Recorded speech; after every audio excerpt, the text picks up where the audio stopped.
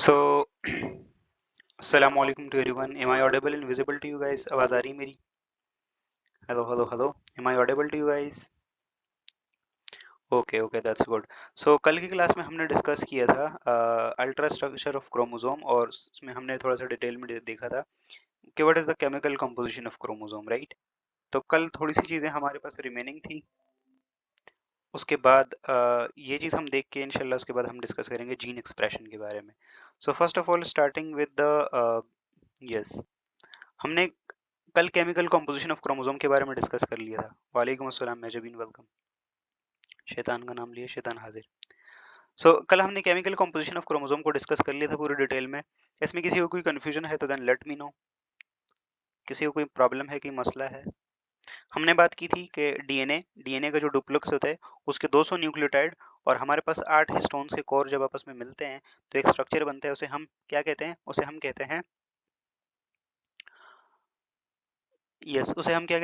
हम कहते हैं न्यूक्लियोसोम या ऑक्टामर, राइट?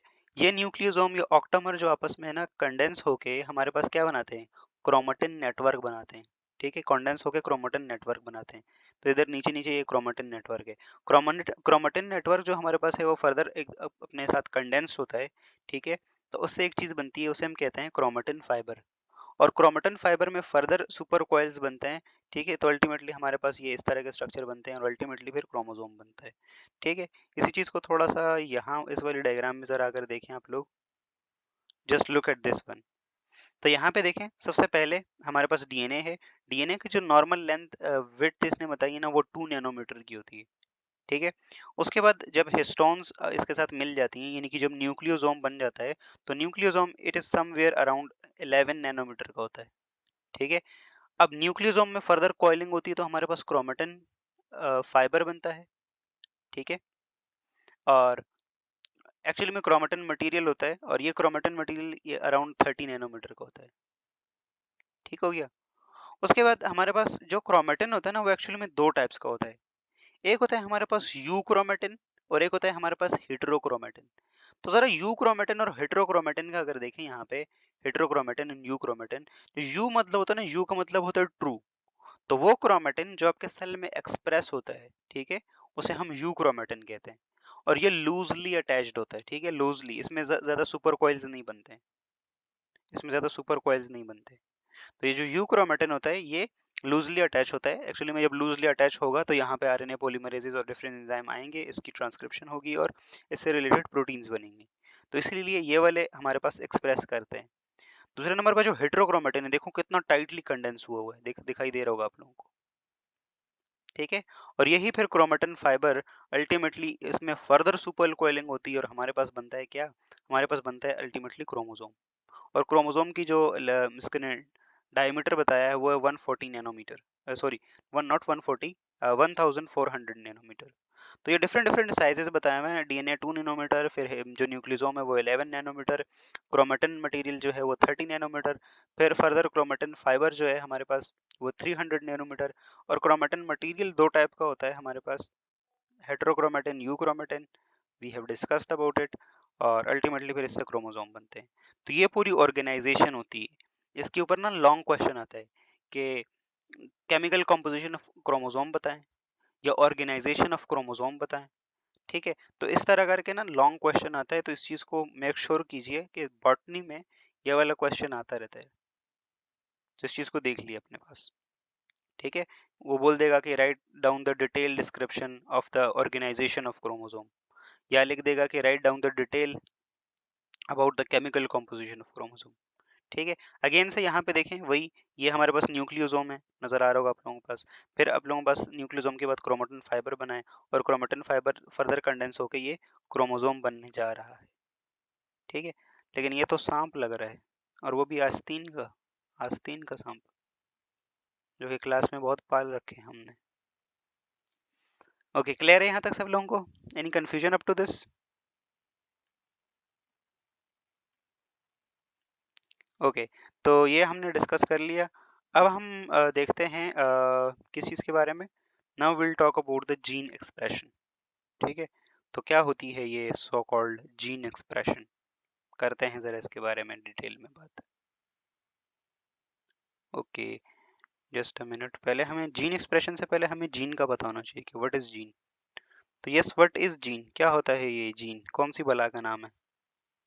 एनीवन, कोई बताएगा ये जीन क्या होता है? Yes, what is gene? Protein synthesis, okay. Okay, okay, copy. Functional unit of DNA, okay. Inheredity, not inheredity, it is called hereditary material, ठीक है। और इनहेरिटेंस होता है। Functional unit of DNA, very good. Okay, बहुत सारे different different वो हैं आप लोगों के। हमारे पास जीन क्या होता है? It is a certain nucleotide sequence होती है हमारे पास, ठीक है। ठीक है, there are multiple definition of a genes. Gene की स्ट्रक्चर की बेस पे भी डेफिनेशन है कि it is the like it is the sequence of nucleotides which determine the sequence of amino acid and a polypeptide chain। तो ये उसके structure के ऊपर और फंक्शन के ऊपर बेस्ड डेफिनेशन है, ठीक है। इसी तरह से एक फंक्शन बेस्ड डेफिनेशन ये है कि जीन ऐसे हमारे पास। Okay, slide isn't visible, right, मैंने स्किप आगे सिर्फ खाली किया हुआ है। वालेकुम अस्सलाम मरीम, वेलकम। एक डेफिनेशन जो मंडल साहब ने दी थी, ठीक है, मंडल्स ने जो फैक्टर्स बोला था, ठीक है। तो जो फैक्टर्स जो इनहेरिटेंस को कंट्रोल करते हैं from one generation to another generation, ठीक है। पेरेंट्स टू ऑफस्प्रिंग जो कैरेक्टर्स को कंट्रोल करते हैं, जो कैरेक्टर्स जो ट्रेड्स ट्रांसमिट होती हैं या ट्रांसफर होती हैं फ्रॉम पेरेंट्स टू ऑफस्प्रिंग, उन्हें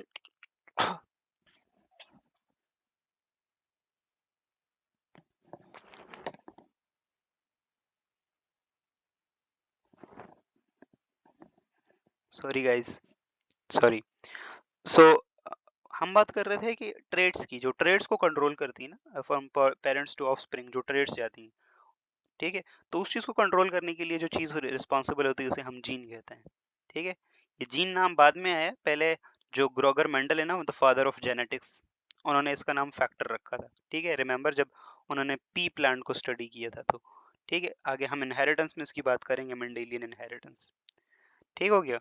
तो gene is nothing but it is the functional unit of DNA, you can say it is the specific sequence of nucleotides जो कि यह डिटरमिन करती है कि आने वाला जो प्रोटीन बनेगा या पेप्टाइड बनेगा या पॉलीपेप्टाइड बनेगा, उसमें अमीनो एसिड की सीक्वेंस क्या होगी, ठीक है। It also controls the traits जो पेरेंट्स टू ऑफस्प्रिंग जाती हैं, ठीक है। तो जीन को हम मल्टीपल उस वे में डिफाइन कर सकते हैं, ठीक हो गया। लेकिन perhaps one of the more modern definition is के it is the specific sequence of nucleotide which determine the sequence of amino acid in a particular polypeptide, ठीक है। तो ये हमारे पास जीन होता है। बाकी ये दूसरी जो डेफिनेशन है ये भी सही है, ठीक है। जो आप लोग दूसरी तीसरी डेफिनेशन देखते हैं तो वो भी सही है। ओके, सो नाउ अब हमारे पास जीन एक्सप्रेशन। तो जीन का तो आप लोगों को क्लियर हो गया होगा। जो हमारा ह्यूमन जीनोम होता है ना, ह्यूमन जीनोम, उसमें राउंड अबाउट कितने जीन्स होते हैं पता है? How many genes are there? Anyone, any guesses? How many genes are there in human genome? Genome is the entire collection of human genes, ठीक है। किसी भी ऑर्गेनिज्म की जीनोम को, मतलब जितने भी उसके अंदर जीन है ना, उन सबको कलेक्ट कर लो, उसे हम जीनोम कहते हैं। तो yes, what is the number of genes in human genome? It is somewhere between 20K to 25K, ठीक है। 20K to 30K, ठीक है। यहाँ पे डिफरेंट डिफरेंट लोगों के ओपिनियन है, ठीक है। कुछ लोग जो है 20K to 25 लिखते हैं, ठीक है। कुछ जो है वो 20 to 30 लिखते हैं। बस समवेयर अराउंड 20 to 30K के बीच में ही होते हैं, इतने जीन्स होते हैं हमारे एक डीएनए के अंदर, ठीक हो गया। और एक चीज है कि आप लोगों का जो डीएनए है ना, आपके जो न्यूरॉन है, न्यूरॉन भी में वही डीएनए है, ठीक है। आपके जो let's suppose islets of Langerhans जो बीटा सेल है पेंक्रियास का, उसमें भी वही डीएनए है, ठीक है। आपका लिवर में हेपेटोसाइट है, उसमें भी वही डीएनए है, ठीक है। बिल्कुल सेम वही डीएनए है, उतने नंबर ऑफ जीन्स हैं, सब कुछ बराबर है। वालेकुम अस्सलाम महक, वेलकम। सब कुछ एग्जैक्टली बराबर है, ठीक है। तो फिर क्वेश्चन अराइजेस के फिर न्यूरॉन क्यों डिफरेंटली बिहेव करता है? न्यूरॉन क्यों सिर्फ मतलब क्या करता है, मतलब इलेक्ट्रिकल करंट को ट्रांसमिट करता है? क्यों वो, जैसे बीटा सेल का काम क्या होता है, इंसुलिन बनाना, क्यों वो इंसुलिन नहीं बनाता? या हेपेटोसाइट्स का काम होता है मेटाबॉलिज्म में या डिफरेंट डिफरेंट उसमें, ठीक है। तो यस, बाकी जीन्स एक्टिव नहीं होते, वेरी गुड, ठीक है। तो एक्चुअली में ये जो बाकी जीन्स होते हैं ना, फॉर एग्जांपल हमारे पास जो बीटा सेल है पेंक्रियाज के, उनका काम है इंसुलिन सिक्रीट करना। यही जीन जो हेपेटोसाइट्स हैं उनके अंदर भी होगा, न्यूरॉन्स के अंदर भी होगा, लेकिन न्यूरॉन्स में वो वाला जीन ना इनएक्टिव होगा। कैसे इनएक्टिव होगा? तो हमने अभी देखा ना हेटेरोक्रोमेटिन एंड यूक्रोमेटिन, वो एक्चुअली में हेटेरोक्रोमेटिन वो इतना ज़्यादा टाइटली पैक्ड होगा, उसके साथ इतनी ज़्यादा डिफरेंट प्रोटीन्स आके लग जाएंगे कि उसकी ट्रांसक्रिप्शन ही पॉसिबल नहीं होगी। ट्रांसक्रिप्शन नहीं होगी तो उसका मैसेंजर आरएनए नहीं बनेगा, मैसेंजर आरएनए नहीं बनेगा तो प्रोटीन नहीं बनेगी। ठीक है, now coming towards the main gene expression. तो जीन के बारे में सब लोगों को क्लियर है कि व्हाट इज जीन, ये जीन किस बला का नाम है और एक्चुअली में ये क्या काम करती है। Everything is clear about the gene. Okay, now we will talk about के व्हाट इज जीन एक्सप्रेशन। ठीक है, ओके, सो जीन एक्सप्रेशन क्या होती है हमारे पास? यस, जीन एक्सप्रेशन का मतलब होता है ना, एक्सप्रेशन का मतलब क्या होता है? नॉर्मली आप लोग देखते हैं ना, अपने ख्यालात को एक्सप्रेस करने के लिए आपको आज़ादी होनी चाहिए। ठीक है, सो कॉल्ड फेमिनिस्ट आइडियोलॉजीज जो होती है ना, औरतों को अपना, यस हाँ, इजहार, this is a more better word, good. ठीक है, शैतान को अपने कैरेक्टरिस्टिक्स या मतलब अपनी जो भी चीज़ें उनको अच्छे से एक्सप्रेस करना चाहिए। है, जस्ट किडिंग। एक्सप्रेशन का मतलब क्या होता है कि अपने आप को एक्सप्रेस करना। ठीक है, अपने आप को जाहिर करना, अपने आप का मतलब दिखाना कि हाँ भाई मैं हूँ यहाँ पे, दम है मेरे अंदर, आई एम हेयर। तो जीन एक्सप्रेशन में एक्चुअली में क्या होता है कि जो जीन्स होते हैं ना, वो अपनी फंक्शनल कॉपी बनाते हैं, मैसेंजर आरएनए बनाते हैं, और वह मैसेंजर आरएनए से फिर अल्टीमेटली प्रोटीन बनती है, और ये प्रोटीन हमारी बॉडी में काम करती है। ठीक है, जो हमारा ऑन एवरेज हमारा जो एक ह्यूमन सेल होता है ना, उसको राउंड अबाउट अपने नॉर्मल फंक्शन को परफॉर्म करने के लिए 10K प्रोटीन चाहिए होती हैं। ठीक है, एक यूकैरियोटिक सेल को नॉर्मल फंक्शन परफॉर्म करने के लिए 10K प्रोटीन्स चाहिए। एक प्रोकैरियोटिक जो हमारे पास इकोला है, उसको ये काम करने के लिए 30K, सॉरी 3K, सिर्फ 3000 राउंड अबाउट प्रोटीन्स चाहिए होती हैं। ठीक है, और ये प्रोटीन्स हमारे पास कहाँ से आती हैं? ये जीन से आती हैं। ठीक है, तो जितनी भी लाइफ की इम्पोर्टेंट इंफॉर्मेशन है, ठीक है, जितनी भी कैरेक्टरिस्टिक्स हैं, प्रोटीन की कोडिंग है, ईच एंड एवरीथिंग, ये सब की सब कहाँ है इसका डेटा? इस सब का डेटा हमारे पास डीएनए में मौजूद होता है। ठीक हो गया? डीएनए क्या करता है? डीएनए डीएनए अपने आप को एक्सप्रेस करने के लिए एक आरएनए बनाता है। ठीक है, उसे हम मैसेंजर आरएनए कहते हैं। वो मैसेंजर आरएनए जाके, ठीक है, वो मैसेंजर आरएनए, जैसे देखो यहाँ पे DNA, this is your DNA, DNA से देखो ये मैसेंजर आरएनए बन रहे हैं, आरएनए से देखो फंक्शनली प्रोटीन्स बन रही, और ये प्रोटीन आपकी बॉडी में काम करती हैं। जितने भी डिफरेंट एंजाइम्स हैं, स्ट्रक्चरल प्रोटीन्स हैं, फंक्शनल प्रोटीन्स हैं, सबके सब अपना अपना काम करती हैं। तो जस्ट, अच्छा, जीन एक्सप्रेशन को डिटेल में जानने से पहले ना, एक चीज को हम डिस्कस करेंगे, this is called the central dogma of life. ठीक है, सेंट्रल डॉगमा ऑफ लाइफ।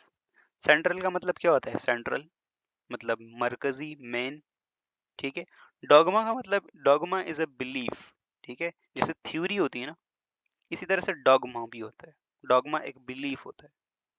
ठीक है, तो सेंट्रल डॉगमा ऑफ लाइफ क्या है?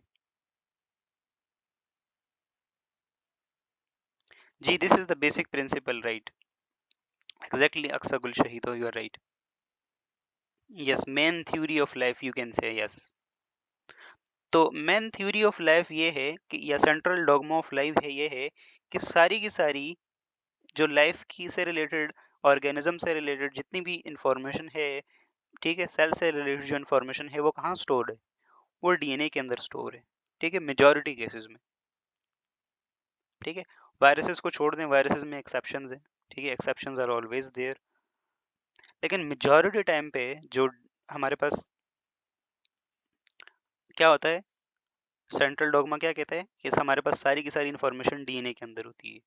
डीएनए से हमारे पास बनता है आरएनए। ठीक है, आरएनए बनता है। ठीक है, और आरएनए फिर अल्टीमेटली प्रोटीन्स बनाता है। ठीक है, तो ये जो इंफॉर्मेशन का फ्लो है from DNA to RNA to protein, ठीक है, this belief is called as the central dogma of life. ठीक है, ये चेंज नहीं हो सकता। कुछ एक्सेप्शंस हैं, कुछ वायरसेस का जेनेटिक मटेरियल डीएनए नहीं होता। ठीक है, उनमें आरएनए होता है। बाकी जो है वो ऑलमोस्ट बैक्टीरिया या ह्यूमंस या फंगस या अल्जी या कोई भी सेल ले लो, उसमें ये होता है, प्लांट ले लो, कुछ भी ले लो, इंफॉर्मेशन इनिशियली स्टोर होती है डीएनए के अंदर, डीएनए से आरएनए बनता है और आरएनए से प्रोटीन बनता है। ठीक हो गया। कुछ वायरसेस में एक्सेप्शन ये है कि उनके अंदर आरएनए जेनेटिक मटेरियल होता है, वो आरएनए से पहले डीएनए बनाते हैं, ठीक है, डीएनए से फिर आरएनए बनाते हैं और आरएनए से प्रोटीन बनाते हैं। ओके, सो जो डीएनए से आरएनए बनता है तो इस प्रोसेस को हम क्या कहते हैं? एनीवन? यस गाइस, डीएनए से जब आरएनए बनता है तो इस प्रोसेस का नाम क्या होता है? एनीवन? कोई बताना चाहेगा? Very good Mujeeb, this is called transcription. Transcription, ठीक है, इसे हम ट्रांसक्रिप्शन कहते हैं, इसे हम ट्रांसक्रिप्शन का नाम देते हैं। ट्रांसक्रिप्शन के बाद जो आरएनए बन गया, ठीक है, यूजुअली ये मैसेंजर आरएनए होता है, ठीक है, लेकिन डिफरेंट जो बाकी आरएनए भी हैं वो भी इसी तरह से बनते हैं। अब आरएनए के बाद आरएनए अल्टीमेटली ट्रांसलेट होते हैं प्रोटीन के अंदर, तो सेकंड वाले स्टेप का नाम क्या होता है? ट्रांसलेशन। ट्रांसलेशन, ठीक है, ट्रांसक्रिप्शन, ट्रांसलेशन। और कुछ वायरसेस में ये आरएनए पहले डीएनए में कन्वर्ट होता है और फिर डीएनए से आरएनए बनता है और फिर प्रोटीन्स बनती हैं। तो आप मुझे बता सकते हैं इस वाले स्टेप का नाम क्या होगा? आरएनए से दोबारा डीएनए की तरफ जा रहे हैं। Very good, this is called reverse transcription. और हमने इसके ऊपर बात की हुई है बहुत डिटेल में, तो आई थिंक कोई मसला नहीं होगा। ठीक है, अब ये प्रोटीन स्ट्रक्चरल प्रोटीन हो सकती हैं, ठीक है, ये प्रोटीन फंक्शनल प्रोटीन हो सकती हैं, तो डिफरेंट डिफरेंट प्रोटीन्स का अलग अलग रोल है। ठीक हो गया। यहाँ पे जो रिवर्स ट्रांसक्रिप्शन के लिए एंजाइम होगा उसका नाम होगा रिवर्स ट्रांसक्रिप्टेज एंजाइम होगा, ठीक है। टू बी स्पेसिफिक बोलेंगे तो आरएनए डिपेंडेंट डीएनए पॉलीमरेज इसका नाम होगा। डीएनए से आरएनए में आने के लिए यहाँ पे जो एंजाइम होगा उसका नाम होगा आरएनए पॉलीमरेज, ठीक है, या इसी का दूसरा नाम होगा डीएनए डिपेंडेंट आरएनए पॉलीमरेज, ठीक है। ट्रांसलेशन का जो काम है ये यहाँ पे राइबोसोम्स करते हैं, ठीक है, राइबोसोम्स करते हैं, राइबोसोम्स करते हैं। तो यही हमारे पास देखो, डीएनए, डीएनए से आरएनए बना, आरएनए से प्रोटीन बना। तो ये हमारे पास एक पर्टिकुलर सेगमेंट जब उससे प्रोटीन बनती है ना, तो यही हमारे पास जीन एक्सप्रेशन भी होता है, जिससे डिफरेंट स्ट्रक्चरल और फंक्शनल प्रोटीन्स बनती हैं। अब हम जरा बात करते हैं कि एक्चुअली में जीन एक्सप्रेशन होती कैसे। तो जीन एक्सप्रेशन के दो बेसिक स्टेप्स हैं, एक है ट्रांसक्रिप्शन और एक है ट्रांसलेशन। महक, इसमें कोई इतनी मुश्किल वाली बात तो नहीं है, this is not not a difficult topic, कोई इतना मुश्किल टॉपिक तो नहीं है, ये इजी टॉपिक है। ओके, ये स्लाइड सब लोगों को शो हो रही है? ओके, तो अब सेल को सरवाइव करने के लिए, जैसे मैंने आपको बताया पहले कि एक यूकैरियोटिक सेल को अराउंड 10 के प्रोटीन्स चाहिए, ठीक है, और एक प्रोकैरियोटिक सेल को अराउंड 3000 प्रोटीन्स चाहिए, ठीक है। तो ये अब सेल को फंक्शन परफॉर्म करने के लिए क्या चाहिए होगा? डेफिनेटली उसको क्या चाहिए होगा? प्रोटीन्स चाहिए होंगे। अभी प्रोटीन्स को एक्सप्रेस करने के लिए सेल जीन एक्सप्रेशन करेगा, ठीक है। जीन एक्सप्रेशन के दो स्टेप्स होते हैं, एक को हम कहते हैं ट्रांसक्रिप्शन। ट्रांसक्रिप्शन का मतलब होता है कि डीएनए से आरएनए बनना, ठीक है, डीएनए से क्या बनना? डीएनए से आरएनए बनना, ठीक हो गया, डीएनए से आरएनए बनना, yes, this is called transcription, ठीक हो गया। अब ये जो ट्रांसक्रिप्शन है ना, इसके फर्दर 3 स्टेप्स होते हैं, ठीक है, फर्दर इसके 3 स्टेप्स होते हैं। वैसे तो हमने अपनी आसानी के लिए ये 3 स्टेप्स बनाए हुए हैं, लेकिन ये जो कॉपी बनती है ना, ये विद इन अ सेकंड्स बनती है, ठीक है। आपको पता है आरएन जो एंजाइम्स होते हैं ना, वो बहुत जल्दी करके काम करते हैं। ओके, तो ट्रांसक्रिप्शन आप लोगों को पता है, डीएनए से आरएनए की कॉपी बनना, दिस इज कॉल्ड ट्रांसक्रिप्शन। अब ट्रांसक्रिप्शन के ना 3 स्टेप्स होते हैं, एक होता है इनिशिएशन, एक होता है एलोंगेशन और एक होता है टर्मिनेशन, ठीक हो गया। इनिशिएशन वाले स्टेप में क्या होता है, हमारे पास ट्रांसक्रिप्शन, ट्रांसक्रिप्शन का मतलब ये है कि डीएनए से आरएनए बन रहे हैं। अब डीएनए से आरएनए बन रहे हैं, जो एंजाइम यहाँ पे होगा उसका नाम होगा आरएनए पॉलीमरेज, ठीक है। और इस आरएनए पॉलीमरेज का टू बी स्पेसिफिक सही नाम क्या होगा? ये डीएनए को देख के आरएनए बना रहे हैं ना, तो इसका नाम होगा डीएनए डिपेंडेंट आरएनए पॉलीमरेज, ठीक हो गया। तो this is DNA dependent RNA polymerase. अब ये जो DNA dependent RNA polymerase enzyme होता है, ये क्या करता है पता है? ये यहाँ पे ना हमारे पास किसी भी जीन को अगर उसको कॉपीज बनानी है ना, तो ये कैसे काम करता है? तो हमारा जो डीएनए है इसके अंदर आपको पता है सीक्वेंसेस होती हैं, ठीक है? तो जो हमारे पास आरएनए पॉलीमरेज होता है, इसके 3 यूनिट्स होते हैं, फर्दर 3 डोमेन्स होते हैं, ठीक है? हम स्पेसिफिक्स में नहीं जा रहे, लेकिन इसका एक डोमेन क्या करता है, वो यहाँ पे ना रीड करता है, ठीक है? डीएनए को रीड करता है, डीएनए को देखता है, 3 प्राइम टू 5 प्राइम वाली डायरेक्शन में डीएनए को देखता है। जहाँ पे उसको एक सीक्वेंस नज़र आती है उसे हम कहते हैं प्रमोटर सीक्वेंस, ठीक है? जब भी जीन होता है ना, जीन, जस्ट जहाँ पे देखें, अज्यूम करो दिस इज़ योर जीन, ठीक है? ये एक्टिव जीन है। जीन से पहले ना एक सीक्वेंस होती है, उसे हम प्रोमोटर सीक्वेंस कहते हैं। ये मेन जीन है, ठीक है? ये बीच में ये मेन जीन है। उससे पहले एक सीक्वेंस होगी, उसे हम प्रोमोटर सीक्वेंस का नाम देंगे। उसके बाद एक सीक्वेंस होती है, उसे हम कहते हैं टर्मिनेटर, ठीक है? टर्मिनेटर सीक्वेंस या टर्मिनेशन सीक्वेंस। और बीच में ये एक्टिव जीन होता है, दिस इज एक्टिव जीन, यहाँ से प्रोटीन बनती है, यहाँ से मैसेंजर आरएनए बनता है। अब हमारे पास पहले इनिशिएशन वाले स्टेप में क्या होता है, जो आरएनए पॉलीमरेज एंजाइम होता है ना, आरएनए पॉलीमरेज, वो इधर आता है और इस प्रोमोटर सीक्वेंस को आइडेंटिफाई करता है, ठीक है? उसके अंदर ऐसी स्पेसिफिक सेंसिंग प्रॉपर्टीज होती हैं कि वो यहाँ पे प्रोमोटर जो रीजन होता है ना उसको आइडेंटिफाई करता है, और प्रोमोटर रीजन को जैसे ही आइडेंटिफाई करता है तो यहाँ से वो यहाँ पे आके लग जाता है, ठीक है? और वो जैसे हमारे पास डीएनए रेप्लिकेशन में डीएनए ओपन हो रहा था, तो यहाँ पे एक इसका यूनिट होता है जो डीएनए को ओपन करेगा, जो आगे जाके ना 2 स्ट्रैंड में तोड़ता जाएगा, ठीक है? 2 स्ट्रैंड में तोड़ता जाएगा और उसके बाद एक स्ट्रैंड को ये देख के उसका ना मैसेंजर आरएनए बनाता जाएगा साथ-साथ में। अब अज़्यूम करो ये यहाँ पहुँच गया आरएनए पॉलीमरेज़, ठीक हो गया? तो इनिशिएशन वाले स्टेप में क्या होगा, जो हमारे पास आरएनए पॉलीमरेज़ एंजाइम है, वो क्या करेगा? वो हमारे पास आरएनए पॉलीमरेज़ जो प्रोमोटर सीक्वेंस है, यहाँ जस्ट देखो, ये प्रोमोटर जो सीक्वेंस है इसको आइडेंटिफाई करेगा, यहाँ पे ये क्या करेगा, यहाँ पे ये बाइंड हो जाएगा, ठीक है? इनिशिएशन हो गई, ठीक हो गया? अब इसका एक यूनिट होता है जो डीएनए को ना ऐसे ओपन करता है, ये देखें नज़र आ रहा होगा आप लोगों को, ट्रांसक्रिप्शन बबल। तो देखो एक बबल सी अपीयरेंस नज़र आ रही है, इसे हम ट्रांसक्रिप्शन बबल कहते हैं। रेप्लिकेशन बबल अभी आप लोगों को बताया था, रिमेंबर, ठीक है?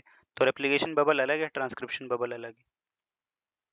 अब यहाँ पे हमारे पास देखो ये जो येलो एंजाइम है, ये क्या है? ये आरएनए पॉलीमरेज़ है। तो ये प्रोमोटर रीजन के साथ बाइंड हुआ, इसने क्या किया? डीएनए को खोल दिया दोनों स्ट्रैंड्स में, ठीक है? यहाँ से हमारे पास ट्रांसक्रिप्शन का इनिशिएशन हो गया, ठीक हो गया? और अब ये आगे की तरफ जाएगा और आगे आगे ये तोड़ता जाएगा, ठीक है?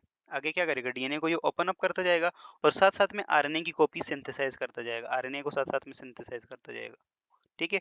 तो जैसे ही ये आगे जाएगा, साथ में डी सिंथेसाइज़ करता जाएगा आरएनए, आगे जाएगा, सिंथेसाइज़ करेगा, करेगा, अल्टीमेटली ये हमारे पास आ जाएगा एक सीक्वेंस के ऊपर, इसे हम टर्मिनेटर सीक्वेंस कहते हैं, ठीक है? टर्मिनेटर की हम बात करते हैं, लेकिन इनिशिएशन से लेके जो प्रोमोटर सीक्वेंस है वहां से लेकर टर्मिनेटर तक जाते जाते ये अपनी आरएनए की कॉपी बना लेगा, ठीक हो गया? इसी वाले स्टेप को हम क्या कहते हैं? इसी वाले स्टेप को हम कहते हैं एलोंगेशन, ठीक है? ये इसी का दूसरा नाम होता है एक्सटेंशन या फिर पॉलीमराइजेशन, ठीक हो गया? तो जो सेकंड स्टेप है हमारे पास ट्रांसक्रिप्शन का, उसमें क्या होता है? उसमें हमारे पास एलोंगेशन होती है, पॉलीमराइजेशन होती है। उसमें क्या है कि जो डीएनए आरएनए पॉलीमरेज है वो 3 प्राइम टू 5 प्राइम डायरेक्शन में ऐसे ट्रेवल करेगा, आगे की तरफ जाएगा और साथ-साथ में डीएनए को ओपन करते-करते और अपने साथ आरएनए की कॉपी भी बनाता जाएगा। ठीक है? ये हमारे पास कौन सा स्टेप होगा इसका? एलोंगेशन का स्टेप होगा। ठीक हो गया, यहाँ तक ये चीज़ क्लियर है? इसके बाद वाला जो स्टेप है, दिस इज कॉल्ड टर्मिनेशन। ठीक हो गया? तो टर्मिनेशन में क्या होगा? हमारे पास अल्टीमेटली जो ये हमारे पास आरएनए है ना, सॉरी, आरएनए पॉलीमरेज है, ये आएगा एक स्पेसिफिक सीक्वेंस आएगी, ठीक है? जब जीन खत्म हो जाएगा तो जीन के एंड में ना एक स्पेसिफिक सीक्वेंस आ जाएगी, ठीक है?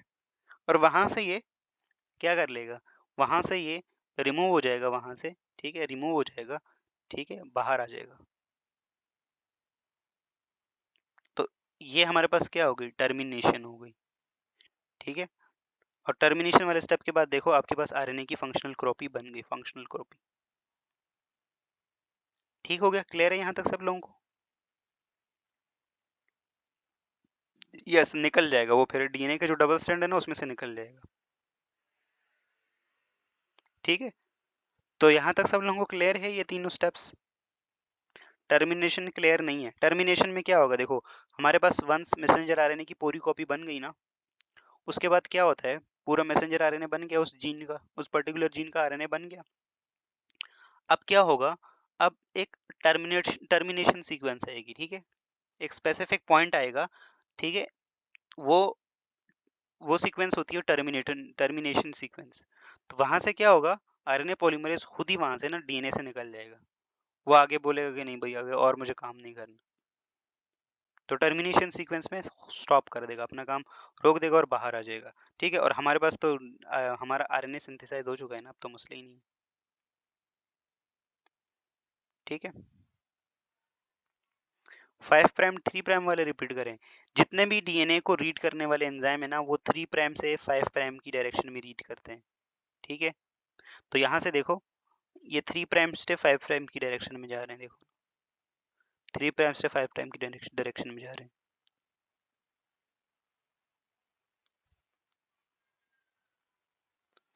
ओके, क्लियर है? अच्छा, एक चीज और है, ये जो हमारे पास आरएनए बनता है ना, ये आरएनए अभी पूरा फंक्शनल, ये पूरी फंक्शनल कॉपी नहीं है इसकी। ठीक है, पूरी फंक्शनल कॉपी नहीं है।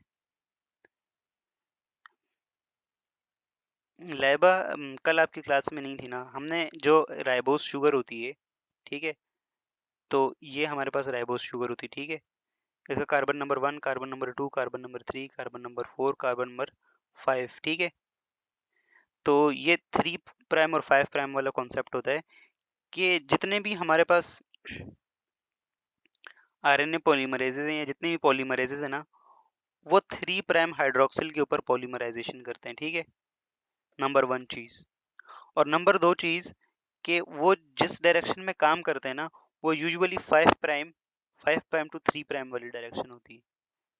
ठीक है, कैसे? फॉर एग्जांपल देखो यहाँ पे, जस्ट अ मिनट, ये ये ये हमारे पास शुगर है। ठीक है, ये शुगर का कार्बन नंबर 1 है। ठीक है, ये कार्बन नंबर 2 है, ये 3 है, यहाँ पे जो है वो ये 4 है और ये 5 है। ठीक है, अब हमारे पास पॉलीमराइजेशन होती है तो वो 3 प्राइम एंड पे होती है ना, ऐसे इस डायरेक्शन में ऐसे होती है। ठीक है, लेकिन जो डीएनए की डायरेक्शन है, तो वो देखो डायरेक्शन क्या है, वो इस डायरेक्शन में तो नहीं हो रहा ना काम, ये 3 टू 5 तो नहीं हो रहा ना, वो 5 टू 3 हो रहा है। तो डायरेक्शन हमेशा रेप्लिकेशन की हो, ट्रांसक्रिप्शन की हो या किसी की भी हो, वो 5 प्राइम टू 3 प्राइम होती है। ठीक है, और अगर किसी चीज की पॉलीमराइजेशन होती है तो वो 3 प्राइम हाइड्रोक्सिल के ऊपर ही होती है। ठीक है, अगर ये क्लियर हुआ? ओके, नाउ अब हम बात कर रहे थे जो हमारे पास ये जो आरएनए बन रहा है ना, this RNA is not fully functional, ये फुली फंक्शनल नहीं होता। ठीक है, ये जो आरएनए बनता है ट्रांसक्रिप्शन के बाद, उसे हम कहते हैं प्राइमरी ट्रांसक्रिप्ट। क्या कहते हैं उसे हम?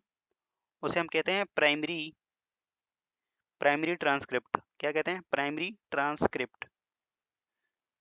और there is a concept of intron and exons. आप लोगों को पता है there is a concept of intron and exons. What are intron, what are exons? Introns क्या होते हैं? Introns are the non coding regions of the DNA. ये किसी भी जीन के नॉन कोडिंग रीजन जो होते हैं ना, जो अमाइनो एसिड्स को कोड नहीं करते, उन्हें हम इंट्रॉन्स कहते हैं।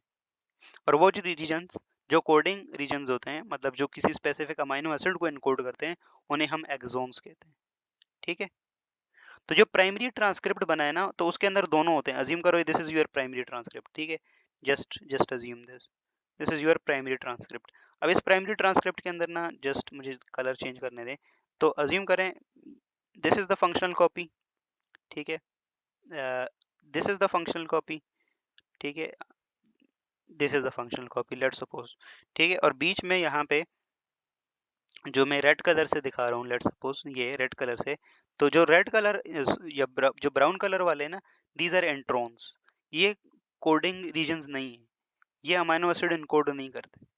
तो इसलिए जो मेच्योर मैसेंजर आरएनए बनेगा ना, मेच्योर मैसेंजर आरएनए, तो उसमें से इन रीजन्स को हटाना जरूरी है। ठीक है, क्योंकि ये तो कोडिंग नहीं है ना, इनका काम तो कोड इनकोड नहीं करना किसी चीज को। ठीक है, तो जब मैसेंजर मेच्योर मैसेंजर आरएनए बनेगा ना, तो उसमें क्या होगा, उसमें से ये रीजन निकल जाएंगे और सिर्फ एक्सॉन्स बच जाएंगे। एक्सॉन्स कौन से रीजन, ये जो कोडिंग रीजन, ये जो ग्रीन ग्रीन में मैंने शो की है। ठीक है, तो ग्रीन ग्रीन वाले जो रीजन है, दीज आर द एक्सॉन्स, और एक्सॉन्स कोडिंग रीजन है। ठीक है, एक्सॉन्स क्या है, कोडिंग रीजन है। ठीक हो गया, इंट्रॉन्स को हमने निकाल दिए, इंट्रॉन्स निकल गए यहाँ से, क्योंकि वो कोड ही नहीं कर रहे किसी चीज को, तो उनकी जरूरत ही नहीं है, इसलिए हमने इसको निकाल दिया। ठीक है, और बाकी बच गए एक्सॉन्स, तो एक्सॉन्स कोडिंग रीजन है, तो उसको तो रखना जरूरी है ना। तो जो प्राइमरी ट्रांसक्रिप्ट होता है, उससे जो मैसेंजर आरएनए बनता है ना, ठीक है, अज्यूम करो this is your mature messenger RNA, तो यहाँ पे पूरी ये जो मॉडिफिकेशंस हो रही हैं, जो इंट्रॉन्स निकल रहे हैं, कुछ चीजें इसमें ऐड होती हैं। ठीक है, जैसे पॉली ए टेल इसमें ऐड होती है, इसमें इधर फ्रंट पे एक ग्वानोसिन का यूनिट ऐड होता है। ठीक है, these are the technical details, उसमें हम नहीं जा रहे। तो यहाँ पे एक्चुअली में जो, जैसे देखो इंट्रोन का रिमूवर है, ये आप लोगों की बुक में है, तो इंट्रॉन जैसे रिमूव हो रहे हैं ना, ठीक है, तो इस वाले स्टेप्स को हम क्या कहते हैं, प्राइमरी ट्रांसक्रिप्ट जो है उससे मेच्योर मैसेंजर आरएनए बनने तक ये जितनी भी मॉडिफिकेशंस होती है ना, these are called as post transcriptional modifications. ठीक है, these are called post transcriptional modification. Okay, तो पोस्ट ट्रांसक्रिप्शनल मॉडिफिकेशन क्या है, हमारे पास ट्रांसक्रिप्शन हुई, ट्रांसक्रिप्शन के वही 3 स्टेप, इनिशिएशन, एक्सटेंशन, पॉलीमराइजेशन। हमारे पास क्या बना, मैसेज, हमारे पास प्राइमरी ट्रांसक्रिप्ट बना, प्राइमरी कॉपी बनी। ठीक है, अब अब ये जो प्राइमरी ट्रांसक्रिप्ट है ना, इसके अंदर हमारे पास एंट्रॉन्स भी होते हैं, एक्सॉन्स भी होते हैं, दोनों होते हैं। ठीक है, एंट्रॉन्स एक्सॉन दोनों है। अब हमारे पास, हमें पता है एंट्रॉन्स तो कोडिंग रीजन नहीं होते, एक्सॉन सिर्फ कोड करते हैं प्रोटीन्स को, तो हमें एंट्रॉन्स को यहाँ से निकालना है। तो इसलिए हमारे पास क्या होंगी, पोस्ट ट्रांसक्रिप्शनल मॉडिफिकेशन होगी, और यहाँ से सारे एंट्रॉन्स निकल जाएंगे, सिर्फ एक्सॉन्स बच जाएंगे।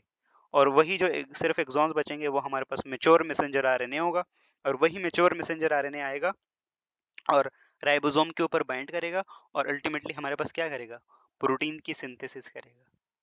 ठीक है, मुजीब एंट्रॉन्स का काम होता है डेफिनेटली, ठीक है, बट कोडिंग में नहीं होता। ठीक है, जो प्रोटीन की सीक्वेंस होती है ना, उसमें नहीं होता, जीन रेगुलेशन में इनका रोल होता है, but still scientist are looking कि एग्जैक्टली इनका क्या काम होता है। ठीक है,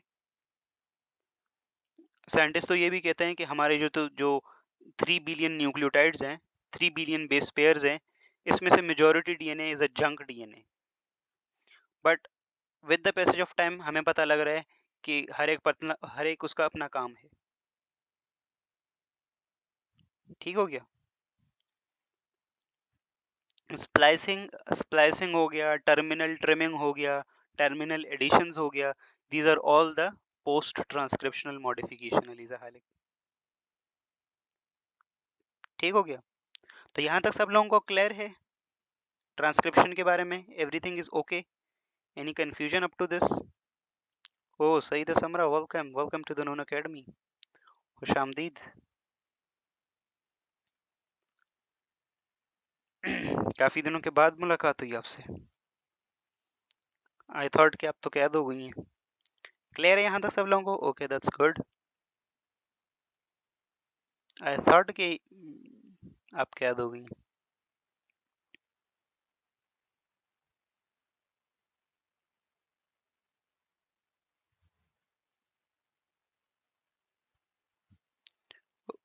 ओह, बीमार थी आप? ओके, यहाँ तक सब लोगों को क्लियर है ना? ओके।